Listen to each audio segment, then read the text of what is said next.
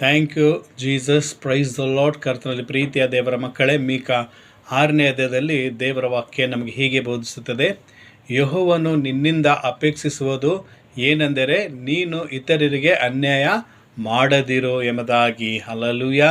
ಕರ್ತನಲ್ಲಿ ಪ್ರೀತಿಯ ದೇವರ ಮಕ್ಕಳೇ, ನಮ್ಮ ದೇವರು ನ್ಯಾಯ ಮಾಡುವಂಥ ದೇವರು, ನ್ಯಾಯ ತೀರಿಸುವ ದೇವರಾಗಿದ್ದಾನೆ. ಆತನು ಯಾರಿಗೂ ಅನ್ಯಾಯ ಮಾಡುವಂಥ ದೇವರಲ್ಲ. ಇವತ್ತು ನಿನ್ನಿಂದ ಕೂಡ ದೇವರು ಏನು ಅಪೇಕ್ಷೆ ಪಡ್ತಾರಂದರೆ ನಾವು ಇತರರಿಗೆ ಅನ್ಯಾಯ ಮಾಡಬಾರದು. ಯಾಕಂದರೆ ಈ ಒಂದು ಸಮಯದಲ್ಲಿ ಈ ಲೋಕದಲ್ಲಿ ಅನೇಕ ಜನರು ಏನು ಮಾಡ್ತಾರೆ, ಒಬ್ಬರಿಗೊಬ್ಬರು ಅನ್ಯಾಯ ಮಾಡ್ತಾರೆ. ಅದಕ್ಕೆ ಕರ್ತನಲ್ಲಿ ಪ್ರೀತಿಯ ದೇವರ ಮಕ್ಕಳೇ, ಇವತ್ತು ನೀನು ದೇವರು ನಂಬಿರುವಾಗ ಇವತ್ತು ನೀನು ಇತರರಿಗೆ ಅನ್ಯಾಯ ಮಾಡಬಾರದು, ನೀನು ನ್ಯಾಯವಾಗಿ ಬದುಕಬೇಕೆಂಬುದಾಗಿ ತಂದೆ ದೇವರು ಪಡ್ತಾ ಇದ್ದಾರೆ.